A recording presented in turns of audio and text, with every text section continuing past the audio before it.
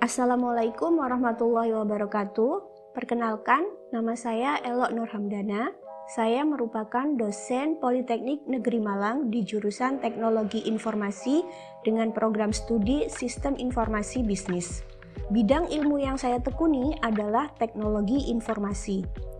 Pada kesempatan kali ini, saya akan menyampaikan PDD UKT-PT di bidang pengajaran untuk mata kuliah Sistem Pengambilan Keputusan. Pada mata kuliah ini membahas tentang teknologi untuk mengembangkan aplikasi sistem pengambilan keputusan dalam rangka menunjang pihak manajemen dalam mengambil keputusan, di mana pengambilan keputusan tersebut tidak hanya lagi ditunjang oleh institusi pimpinan, melainkan ditunjang oleh hasil analisa sekumpulan data dengan menggunakan metode-metode tertentu. Mata kuliah ini memiliki bobot 2 SKS dengan durasi waktu pengajarannya adalah 4 jam di setiap minggunya dan merupakan mata kuliah wajib bagi mahasiswa Sistem Informasi Bisnis pada semester 7. Setelah mengikuti perkuliahan ini, mahasiswa diharapkan mampu memahami tentang teori, dasar-dasar konsep, komponen-komponen penyusun, dan teknik rekayasa pengembangan sistem pengambilan keputusan secara keseluruhan, yang mana diharapkan nantinya mahasiswa dapat menerapkannya dalam menyelesaikan tugas akhir sesuai dengan topik yang diambil. Karena mata kuliah ini termasuk dalam mata kuliah praktikum, maka untuk metode pembelajaran yang digunakan ada beberapa macam. Di antaranya, yang pertama yaitu ceramah dan diskusi. Yang kedua adalah case method. Pada case method, mengukur kemampuan seorang mahasiswa dalam menyelesaikan studi kasus yang diberikan dengan menggunakan metode-metode yang sudah dipelajari sebelumnya. Kemudian untuk metode yang berikutnya adalah project based learning. Pada project based learning ini mengukur kemampuan mahasiswa dalam menganalisa pemecahan masalah terbaik menggunakan materi yang sudah diberikan, serta mengukur kemampuan bekerja secara tim untuk menyelesaikan proyek yang diberikan. Kemudian untuk media pembelajaran yang digunakan adalah tatap muka di kelas. Selain itu juga menggunakan fasilitas LMS Polinema sebagai media untuk share materi dan pengumpulan tugas mahasiswa. Mata kuliah ini memiliki 17 kali pertemuan, diantaranya ada 3 kuis yang dilakukan pada pertemuan ke-5, ke-8, dan ke-11. Dan pada pertemuan 17 merupakan ujian akhir semester. Kemudian untuk capaian pembelajaran lulusan yang dibebankan pada mata kuliah ini adalah diharapkan mahasiswa mampu memahami berkaitan dengan konsep, teknologi, model, aplikasi SPK, konsep multi decision making, dan metode Wake Sum model, Wake Product model, metode AHP, metode Elektre, metode EDAS, metode Mabak, GDSS, dan yang terakhir adalah pemodelan dengan menggunakan Fuzzy. Kemudian, adapun bagaimana cara saya menyampaikan materi pada perkuliahan sistem pengambilan keputusan akan saya sampaikan dalam micro teaching di akhir sesi video. Asesmen pada mata kuliah ini terdiri dari beberapa basic evaluasi. Basic evaluasi yang pertama yaitu aktivitas partisipatif, yang mana diharapkan mahasiswa memahami tentang teori, penerapan metode dalam perhitungan dengan menggunakan Excel, dan pembuatan program. Kemudian yang kedua adalah project based learning. Dalam project based learning diharapkan mahasiswa dapat mengimplementasikan materi dan praktikum yang sudah diberikan dalam bentuk proyek. Kemudian yang ketiga, case method. Di sini mahasiswa bisa mengimplementasikan materi dan praktikum yang sudah diberikan dalam menyelesaikan studi kasus. Kemudian yang keempat adalah kognitif atau pengetahuan. Pada kognitif atau pengetahuan ini dibagi menjadi 3. Yang pertama yaitu tugas, dengan bobot evaluasinya adalah 35%, di mana mahasiswa bisa menyelesaikan studi kasus dengan metode tertentu menggunakan perhitungan Excel. Kemudian yang kedua adalah kuis. Kuis yang diadakan sebanyak 3 kali dalam satu semester, di mana kuis di sini memberikan sebuah studi kasus dan mahasiswa diminta untuk menyelesaikan persoalan yang ada. Dan yang terakhir adalah ujian akhir semester dengan bobot persentase penilaian adalah 20%. Dalam hal ini, mahasiswa bisa menyelesaikan final project dengan mengkombinasikan metode-metode yang diajarkan dan menghasilkan output dalam bentuk hitungan Excel dan pembuatan kode program. Pada kesempatan kali ini, saya akan menyampaikan materi yang ada pada pertemuan ke-9 tentang metode mabak. Adapun kegiatan pada pertemuan ke-9 ini dibagi menjadi 4 sesi. Yang pertama yaitu pendahuluan, penyajian, case method, dan penutup. Setelah pertemuan ke-9 selesai, diharapkan mahasiswa dapat menyelesaikan case method yang akan diberikan berkaitan dengan studi kasus. Untuk itu, mari kita lihat bagaimana saya membawakan materi sistem pengambilan keputusan dengan metode mabak pada pertemuan ke-9. Mari kita lihat videonya. Assalamualaikum warahmatullahi wabarakatuh. Baik, seperti biasa ya, sebelum kita mulai mata kuliah pada hari ini, kita awali dengan doa terlebih dahulu. Silakan Ketua Kelas untuk memimpin doa. Oke, terima kasih ya. Kita hari ini masuk ke materi yang baru ya. Jadi pada pertemuan ke-9 ini kita akan membahas tentang multi attribute border approximate area comparison, atau lebih mudahnya kita singkat dengan mabak ya.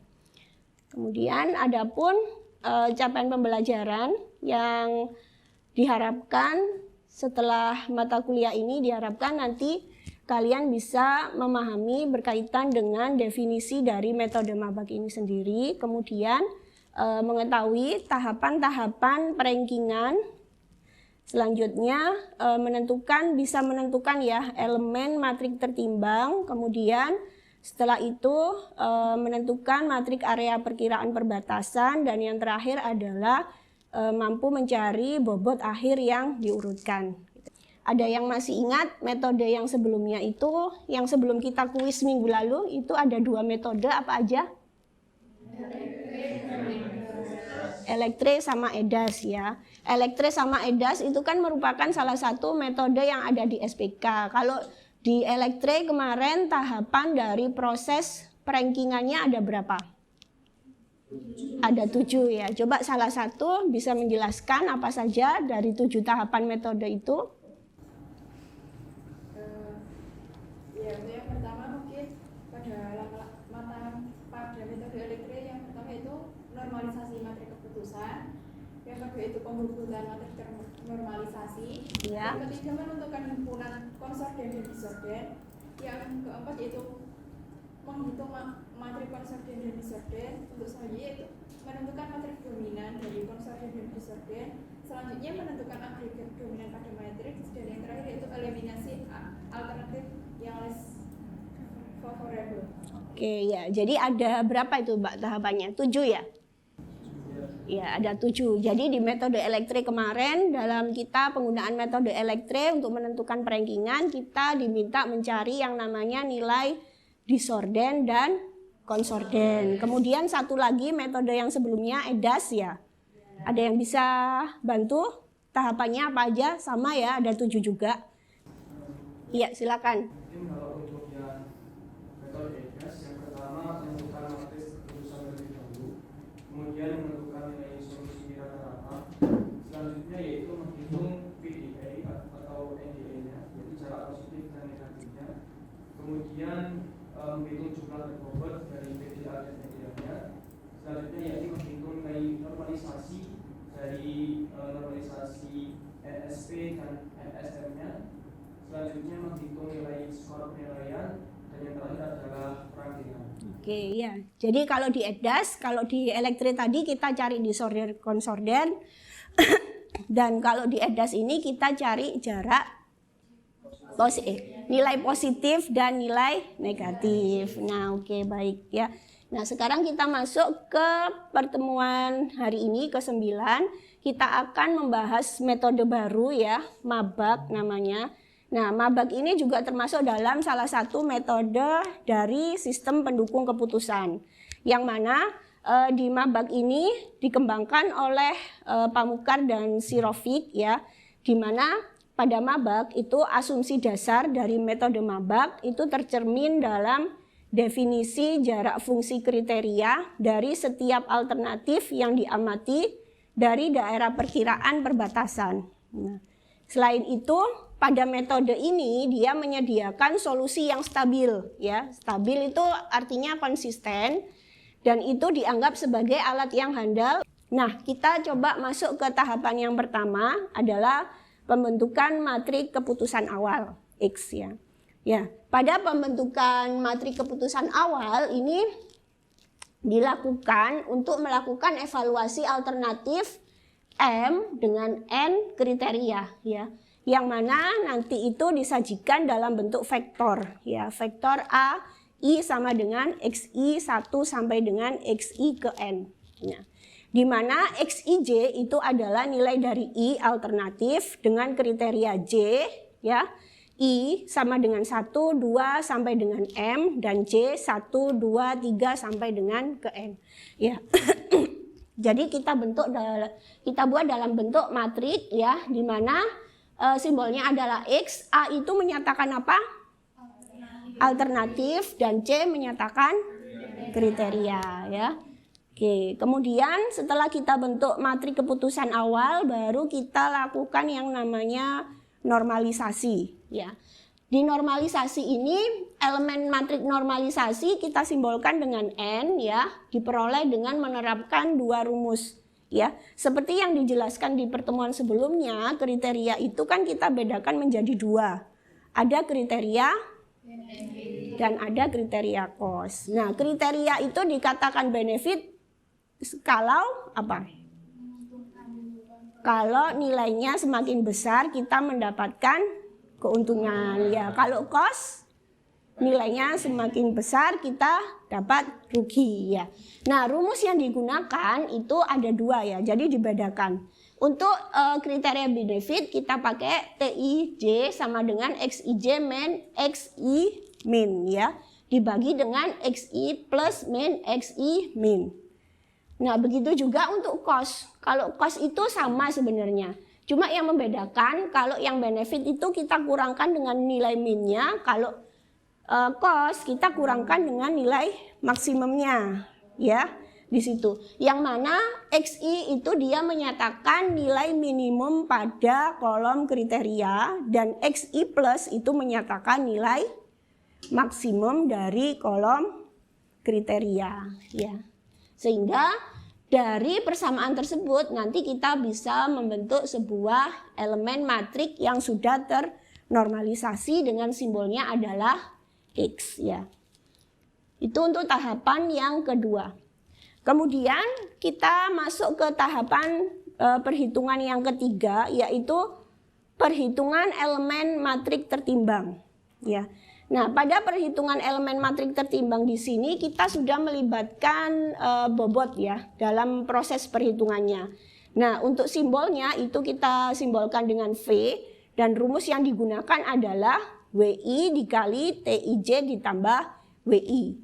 Yang mana nilai W itu menyatakan apa?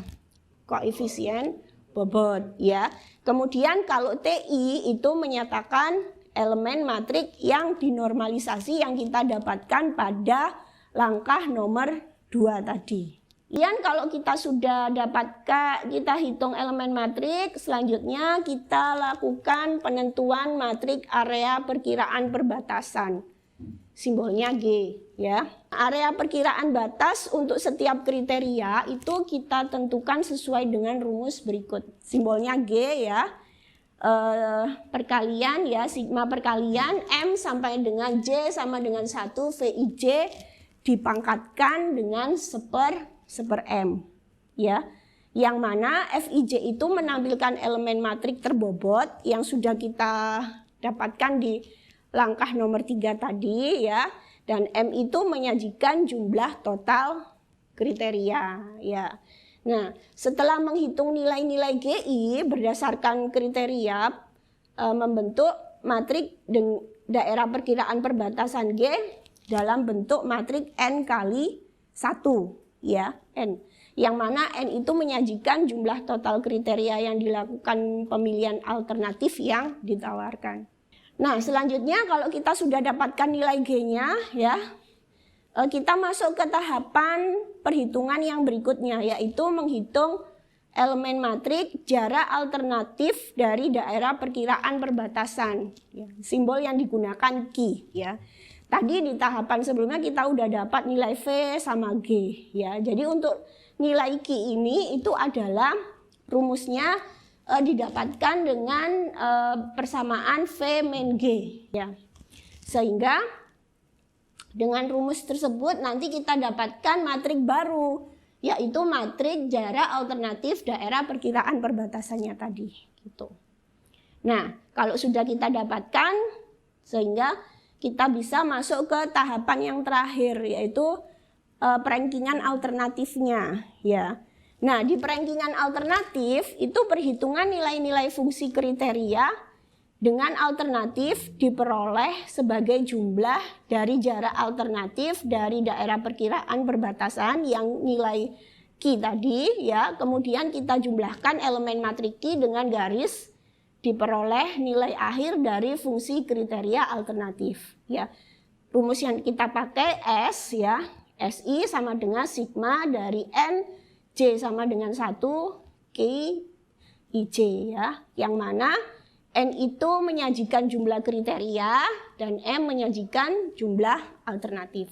Nah, supaya lebih paham kita masuk ke studi kasus ya. Biasanya lebih jelas nanti kalau misalkan rumus-rumus tersebut kita implementasikan dalam sebuah studi kasus ya. Oke. Kita punya studi kasus di sini berkaitan dengan ada seorang pimpinan ya, pimpinan PT Ceva Indonesia itu mau mendapatkan mau mencari alternatif berkaitan dengan siapa yang pemilihan calon kepala cabang ya, yang berhak gitu. Di sini alternatifnya ada berapa? Ada 10 ya. Kemudian kriterianya ada 4 ya. Kita punya 10 alternatif dan 4 kriteria. Kemudian bobotnya juga sudah ditentukan. Bobot kriteria dari dari masing-masing kriteria dari C1 sampai C4. Nah, ini kalian perhatikan dalam menentukan bobot itu jumlah total dari bobot itu harus sama dengan 1 ya maksimal. Kemudian dari nilai tadi di awal ini kita jadikan dalam bentuk matrik ya. Kita rubah, kita konversi dalam bentuk nominal di sini. Kalau yang sebelumnya ini kan pendidikan SMA ya, kita nggak bisa ngolah kalau datanya masih dalam bentuk kata, harus kita konversi dalam bentuk angka ya, sehingga kita konversi dalam bentuk angka didapatkan tabel penilaian alternatif untuk setiap kriteria seperti pada tabel berikut ya. Nah, kalau sudah siap semua baru kita bisa lakukan proses dengan menggunakan metode Mabak ini. Yang pertama tadi kita membentuk matrik keputusan awal ya. Nah, kita konversi dalam bentuk matrik berapa kali berapa ini? 10 kali 4 ya. Kalau sudah, kita masuk ke tahapan yang kedua, yaitu kita lakukan yang namanya normalisasi matrik ya. Nah, dalam menentukan normalisasi matrik tadi kan dibedakan menjadi 2 ya, ada kriteria benefit dan ada kriteria cost. Nah, kalau misalkan dia kriteria benefit berarti kita pakai rumus yang atas tadi ya. Kalau yang negatif kalau cost kita pakai rumus yang bawah. Nah, kebetulan pada contoh kasus ini itu keempat kriterianya itu termasuk dalam kriteria benefit, sehingga rumus yang kita pakai adalah ini ya, TIJ XIJ min XI min dibagi XI plus min XI min ya. Kemudian kalau sudah Kalian kan masih ingat ya, di sini kalau X itu dia XI min berarti kita cari nilai minimum. Kalau XI plus kita cari nilai maksimum. Nah, untuk memudahkan kita buat aja tabel gitu, nilai maksimum dan minimum dari masing-masing kriteria ya. Nah, seperti prosesnya ya, kita proses dari kita proses awal dulu untuk alternatif 1 ya atau kriteria ke-1 ya. Kita dapatkan bahwasanya nilai minimumnya ini berapa? 10. Kemudian nilai maksimumnya adalah 70 ya. Berarti untuk kriteria pertama minimumnya 10, kriteria kedua maksimumnya 70 ya. Nah, kemudian kita masukkan rumusnya XIJ 1 T11 ini berarti kan baris ke-1 kolom ke-1 ya. Nilainya berapa? 10 ya, 10. Kemudian dikurangi dengan nilai minimum. Berarti 10 min 10. Kemudian pembaginya XI plus dikurangi XI min. Berarti berapa? Nilainya 70 dikurangi 10 ya. Sehingga didapatkan hasilnya adalah 0 ya, gitu. Nah, itu nanti silakan kalian proses itu untuk yang proses pertama ya, baris 1 kolom 1 untuk kriteria 1. Nah, itu nanti silakan kalian proses dengan rumus yang sama sampai dengan ke alternatif yang ke-10 ya, didapatkan gini. Nah, kalau misalkan yang kolom kedua berarti gimana? Kolom kedua T berapa? Kalau kolom kedua berarti T berapa? T 1, 2 ya. Berarti nilainya berapa? T12 itu 70 dikurangi nilai minimumnya berapa? 30 dibagi 70 30 ya. Berarti berapa ini? 1 ya. Apakah benar 1? Benar ya, berarti oke. Karena semuanya itu pakai benefit, berarti kita gunakan rumus yang sama. Nanti silakan diproses mulai dari kriteria 1, kriteria 2, kriteria 3, dan kriteria 4. Oke ya. Kalau sudah kita dapatkan nilai normalisasinya, matrik normalisasi, selanjutnya kita ke tahapan yang ketiga, yaitu perhitungan elemen matrik tertimbang. Ya, kita cari elemen matrik tertimbangnya V ya. V sama dengan WI kali TIJ ditambah WI ya. Yang mana W tadi itu apa? Bobot ya. Bobotnya tadi berapa aja? Bobot yang pertama 0,3 ya. Kita coba cari yang V11. V11 itu berarti baris ke-1 kolom ke-1 ya. Rumusnya 0,3 dikalikan berapa tadi? 0 ya. Kemudian ditambah 0,3 sama dengan 0,3 ya. 0,3. Kalau V12 tadi nilai bobotnya berapa? 0,2 terus 1 ya. Ditambah berapa? 0,2 berarti 0,4 ya, gitu seterusnya. Itu untuk perhitungan elemen matrik tertimbang. Gampang ya. Kita cari sampai dengan pada alternatif ke-10 ya, sehingga didapatkan bentuk matrik tertimbangnya seperti pada slide tersebut. Oke, selanjutnya kita ke tahapan yang ketiga, yaitu matrik area perkiraan batas ya. Nah, di area perkiraan batas ini kan kita cari nilai G. Nilai G itu rumusnya adalah sigma perkalian ya, jumlah perkalian dari kolom ya, dari kolom kemudian kita pangkatkan 1/10. Kenapa kok 1/10? Jumlah banyaknya alternatif ya, sehingga dengan rumusnya tadi kita masukkan ya, jadi baris ini, satu baris ini kita kalikan ya semua, kemudian kita pangkatkan 1/10. Nah, sehingga didapatkan untuk GC satunya sebesar 0,431 ya. Nah, dengan proses yang sama kita peroleh, kita cari nilai sampai dengan C4 ya, gitu.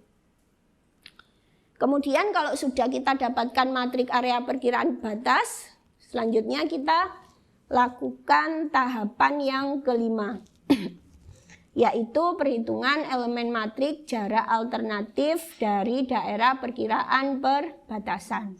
Rumusnya mudah ya. Tadi kan kita udah dapatkan nilai V sama G-nya sudah dapat ya, tinggal kita masukkan gitu ya. Kita cari dulu Q11 sama dengan berarti V-nya berapa? V-nya tadi berapa? Ini ya 0,3 dikurangi G. G-nya ini 0,431 ya. Sehingga didapatkan nilainya sebesar 0,131 ya. Kita masukkan ke sini. Kemudian untuk Q12 juga gitu ya. Q12 tadi 12 nilainya ini, V-nya 0,4.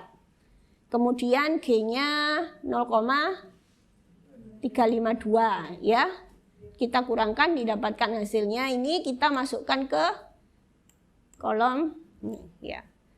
Nah, dengan cara yang sama kita proses sampai dengan pada Q10 4 ya. Tuh. Nah, kalau sudah didapatkan matriknya, matrik jarak alternatif, baru kita lakukan perankingan alternatif. Ya. Perankingan alternatif tadi kita pakai rumus apa?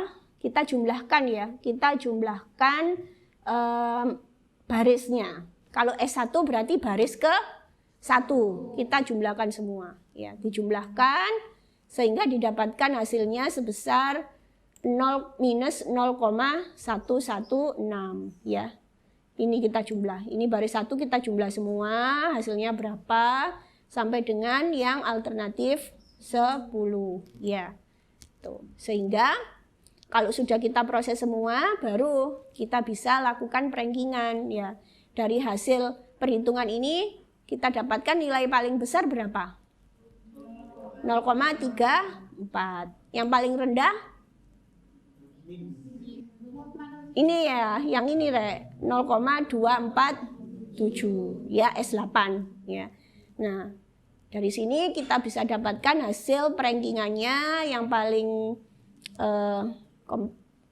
yang dapat peringkat 1 berarti siapa? Si Johan. Oke, kalau misalkan sudah tidak ada pertanyaan, kalian bisa masuk ke LMS ya. LMS. Nah, di situ sudah saya share untuk materi kita ya. Untuk materi pertemuan ke-9 dan juga ada job sheet yang bisa dikerjakan juga. Nah, job sheet-nya dibuka ya. Di situ ada job sheet juga. Bisa kalian lihat sama sebenarnya. Untuk materi teorinya sama seperti yang sudah saya sampaikan tadi. Nah, ada juga studi kasus yang lain ya. Kalau tadi itu kan alternatifnya yang banyak ya. Nah, di job sheet ini ada perhitungan yang lain berkaitan dengan metode maba juga, tapi alternatifnya berapa ini? Ada 5, tapi kriterianya banyak, 8 ya. Berarti nanti matriknya berapa kali berapa? 5 kali 8 ya. Nah, itu untuk contoh perhitungannya bisa dipelajari. Nah, nanti di akhir ada tugas ya. Jadi tugasnya ini silakan dikerjakan. Jadi pada tugas ini kalian diberikan sebuah studi kasus ya berkaitan dengan metode mabak ya. Ada 4 kriteria, kemudian dan ada 8 alternatif. Kemudian buatlah perhitungan skor akhir dari tiap alternatif dengan menggunakan metode Mabak, ya, pakai alat tools yang bisa kalian gunakan, Excel, ya. Langsung dikerjakan, ya. Baik, jika tidak ada yang tanyakan, kita ketemu lagi minggu depan, ya. Semoga materi hari ini bermanfaat. Saya akhiri dulu. Wassalamualaikum warahmatullahi wabarakatuh.